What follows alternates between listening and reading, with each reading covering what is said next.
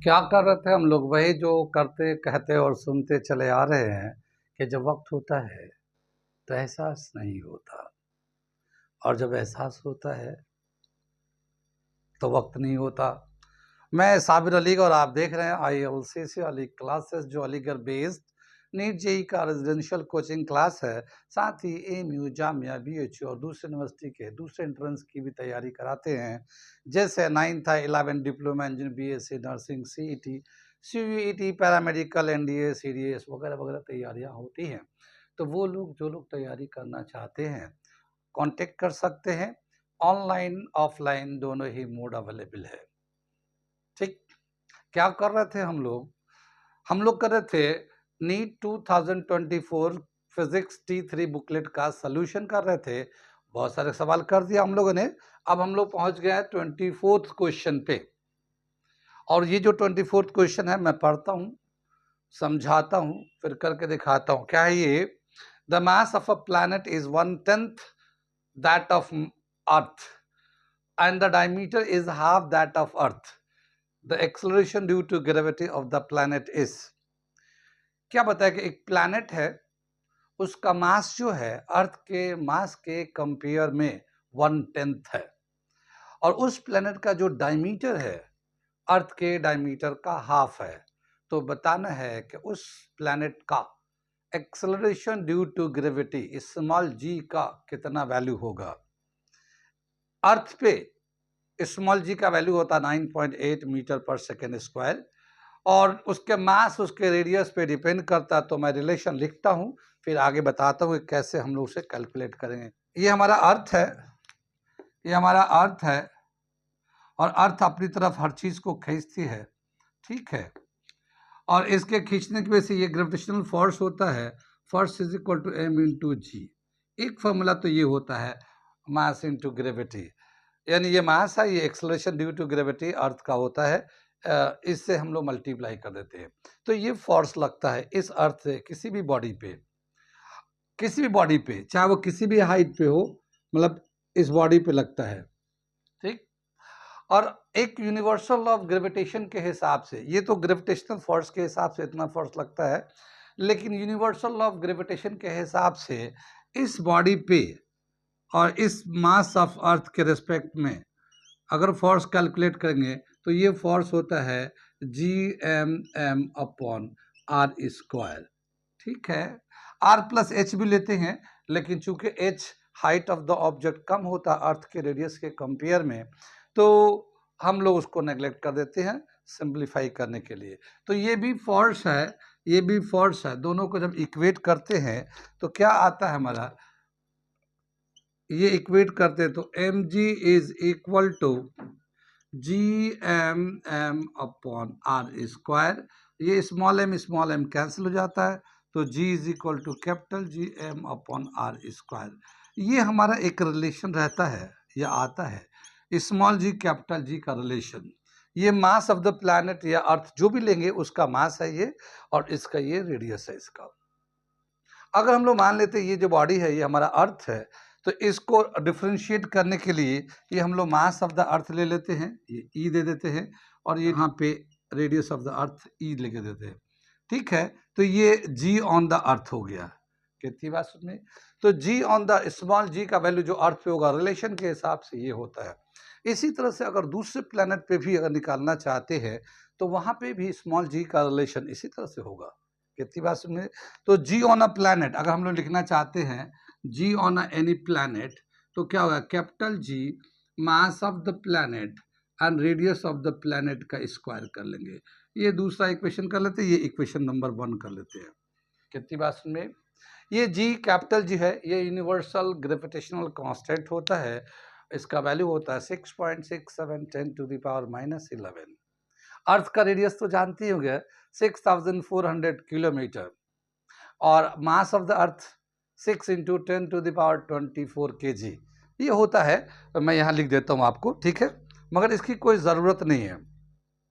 आगे चले हम लोग, कैपिटल जी का वैल्यू मैं ऐसे लिख देता हूँ आपके जानकारी के लिए, 6.67 10 to the power 11 -11 newton metre square पर केजी स्क्वायर पर kg स्क्वायर इसका यूनिट होता है, कैपिटल जी का वैल्यू। ऐसे ही हमारा रेडियस ऑफ द अर्थ होता है ये 6.6400 किलोमीटर, ठीक है ना, किलोमीटर। और मास ऑफ द अर्थ होता है, मास ऑफ द अर्थ 6 × 10⁻24 kg। ये हमारा दिया हुआ यूज करेंगे हम लोग अभी, ठीक। हमें small G on the planet calculate करना है, तो हम क्या करते हैं, इस जी को इस जी से डिवाइड करते हैं, इक्वेशन 2 को इक्वेशन 1 से डिवाइड कर देते हैं, ठीक है। तो G on the planet upon G on the earth, अगर इसको करते हैं तो ये है G mass of planet upon radius of the planet का स्क्वायर, और यह आएगा G mass of the earth upon radius of the earth का स्क्वायर कर देंगे। ये जी से जी ये कैंसिल हो जाएगा। जब इसका रेसिप्रोकल करेंगे तो ये आ जाएगा mass of the planet upon mass of the earth, ये मास को एक साथ कर लिया, और radius of the earth upon radius of the planet आ जाएगा ये, और इन पे दोनों पे स्क्वायर था तो हमने कॉमन स्क्वायर कर दिया, ठीक है। तो ये एक हमारा बहुत ही अच्छा फॉर्मूला है, G on the planet upon G on the earth is equal to mass of the planet upon mass of the earth का, ये हो जाएगा, और ये radius of the earth upon radius of the planet का whole square. ये एक relation बहुत ही अच्छा रिलेशन है, अक्सर हम लोग यूज करते हैं, बहुत कॉमन क्वेश्चन इससे आते रहता है, ठीक है। ये रिलेशन याद रखना है। प्लैनेट का मास है तो यहाँ कुछ होगा, मास जो है ना प्लैनेट के मास से डायरेक्टली प्रोपोर्शनल है, तो मास ऊपर आता है, मास of the planet mass of the अर्थ ऊपर नीचे है, और लेकिन रेडियस का रेसिप्रोकल आता है तो रेडियस उलट जाता है, ठीक। अब यहाँ पे जो है एक कंपेरेटिव इंफॉर्मेशन दे रखा था, क्या दे रखा था ये, कि यहाँ पे जो मास ऑफ द प्लैनेट है वो 1/10 मास ऑफ द अर्थ के बराबर है, और रेडियस ऑफ द प्लैनेट जो है 1/2 रेडियस ऑफ द अर्थ के बराबर है। ये हम लोग रेडियस डायरेक्ट हम ले रहे हैं क्योंकि वो डायमीटर के टर्म में दे रखा है, तो बताएगा कि इस प्लैनेट का जो डायमीटर आधा है उस अर्थ के डायमीटर से, तो हम लोग रेडियस के डायरेक्ट, रेडियस भी आधा होगा, उस प्लैनेट का रेडियस भी अर्थ के रेडियस का आधा होगा, हमने ऐसे लगा दिया।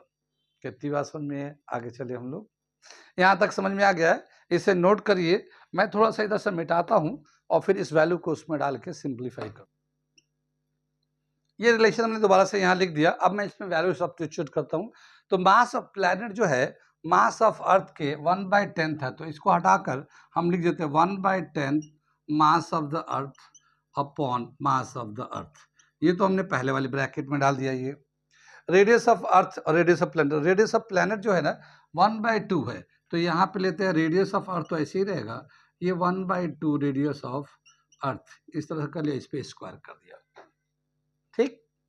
ये मास ऑफ अर्थ कैंसिल हो जाएगा, रेडियस ऑफ अर्थ कैंसिल होगा, ये 1/2 नीचे है तो ये 2 ऊपर चला जाएगा, ठीक है। तो क्या आ जाएगा 1/10 और वो आएगा 2 का square, G on the planet upon G on the earth, ये आ जाएगा 4/10, ठीक, 4/10 आ जाएगा, ये 0.4 आ गया इसका रेशियो।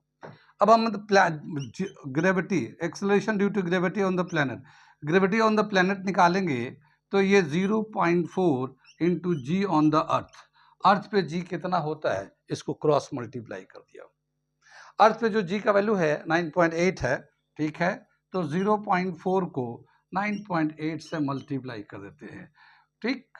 तो 8 4 8 जा 32, 2 आ गया, 3 कैरी, और 4 9 जा 36, 3 39, 2 के बाद डेसिमल लगाते हैं तो ये आ जाएगा 3.92 मीटर पर सेकेंड स्क्वायर, ठीक।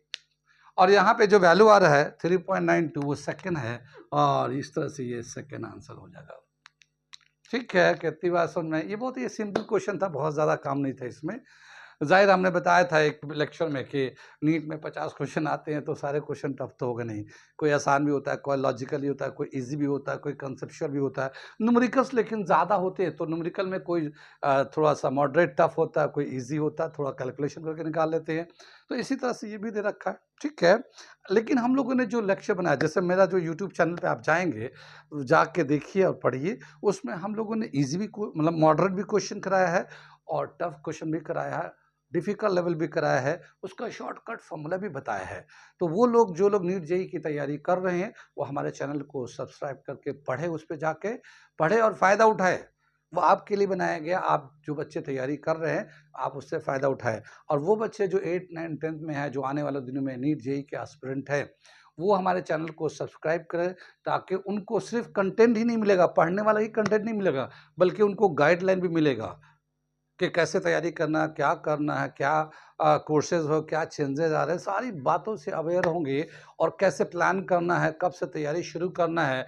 तो आप हमारे चैनल को अभी से सब्सक्राइब करके अपने-अपने क्वेश्चन को पूछ सकते हैं, लिख के मैसेज कर सकते हैं, ताकि मैं उसका जवाब दूँ। बहुत जल्दी हम आपको गाइडलाइन का लेक्चर भी देते रहेंगे। क्या है कि जब तक अभी से जो 9th-10th में बच्चे हैं, अगर अभी से ही तैयारी नहीं करना शुरू करेंगे और सोचेंगे मैं 11 में जाऊँगा, फिर उसके बाद शुरू करूँगा, तो आप यकीन रखिए कि 11th-12th में कोर्स बहुत ही ज़्यादा है। जो कोर्स 9th-10th में आप पढ़ रहे हैं अभी, चाहे किसी भी बोर्ड से हो, स्पेशली सीबीएसई बोर्ड को, अदर बोर्ड्स को तो छोड़ ही दो। जो 9th-10th में जो कोर्स है, कंटेंट है उस कोर्स का, वो 11th-12th के कंटेंट से बिल्कुल बहुत ही कम है। ये आप बहुत ही कम है, तो जब आप 11th-12th में जाएँगे, जब कोर्स देखेंगे और फिर उसको पढ़ने के लिए जब आप शुरू करेंगे, तो आप बहुत मुश्किल हो जाएगा।